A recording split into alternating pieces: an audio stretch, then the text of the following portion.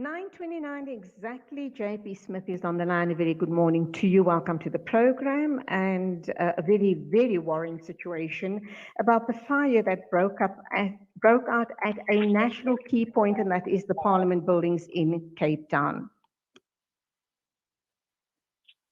Hello, can you hear me? Yes, ma'am, I can. Can you hear me? I can, ma'am. All right. Did you hear my first question? Unfortunately not, ma'am. Sorry, I'm in a noisy environment here as well. Okay, no problem. Are you outside of the Parliament buildings as we speak? Yes, ma'am. I'm looking at the fire department making their last preparations to withdraw. We have about 10 firefighters still on scene. They were just damping down the books and the shelves on the 4th floor because that is now finally being ventilated. Up until now, that has been a hot box with the fire and bulletproof windows keeping that heat contained. So that is now finally being ventilated. They're damping that down so the fire doesn't restart, and we'll be withdrawing now. Then can start the work of the forensic investigation and the damage assessment. And we have had 2 fire safety specialists who were in here yesterday with our crews, and they will be recording their observations and insights for a report that we will then share with SAPS.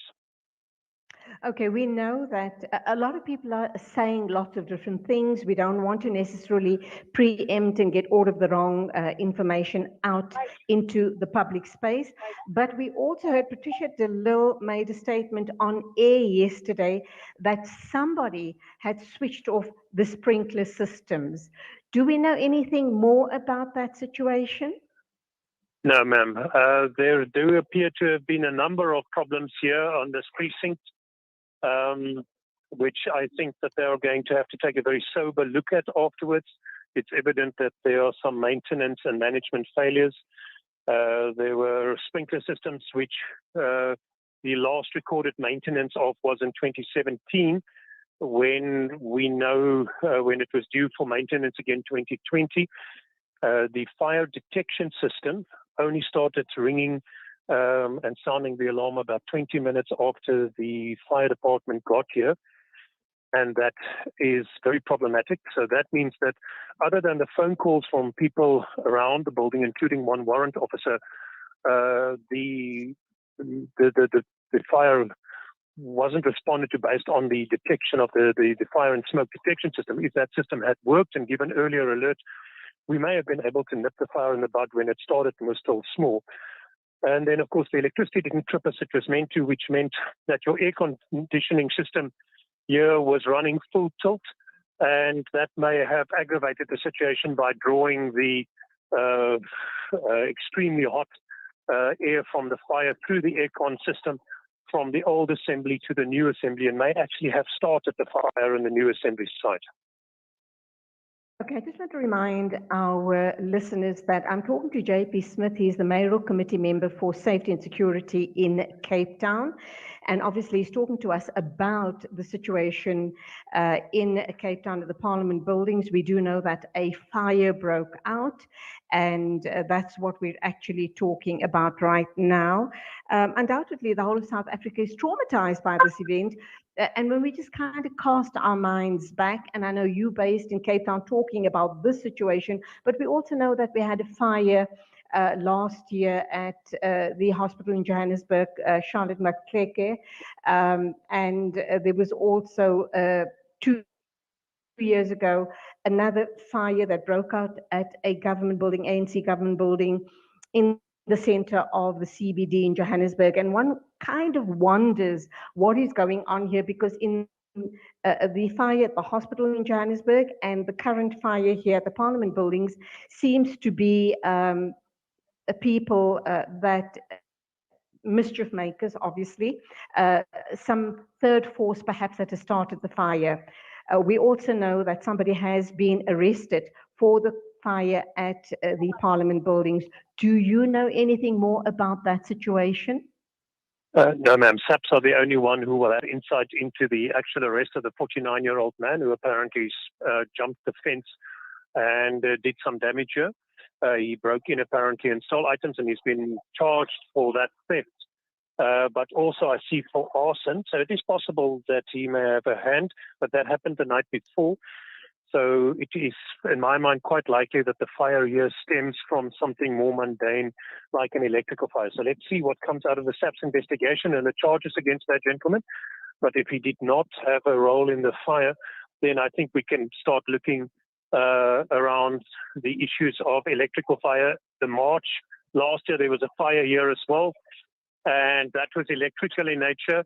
So it is quite possible that this is again of the same nature. That the fire seems to have started in the offices above the old assembly. Those 2 floors now completely gutted and without roof. And most likely, or quite possibly, that may then relate to an electrical fault or fire.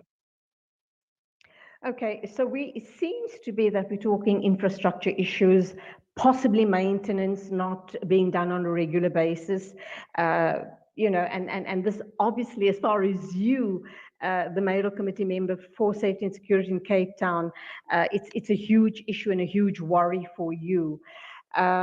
Parliament is the beating heart of our democracy. To see it brought low like this and damaged is very tragic. So it is important that when they're going to have to spend hundreds of millions or perhaps billions of rands to rebuild this, that whole assembly hall that you see on TV all the time is completely gutted, completely destroyed.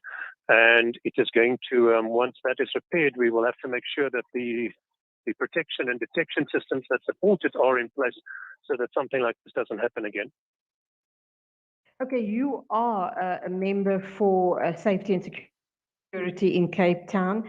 I'm wondering, going forward after this horrible, it's a tragedy. It is an absolute tragedy, traumatic tragedy that this had to happen at a national key point.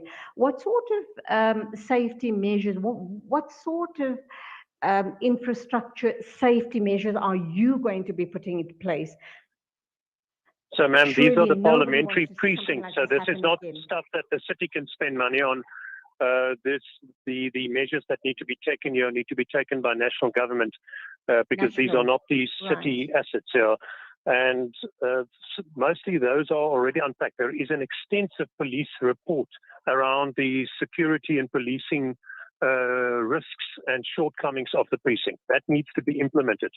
There's not another report that needs to be writing. That report needs to be implemented. And secondly, there is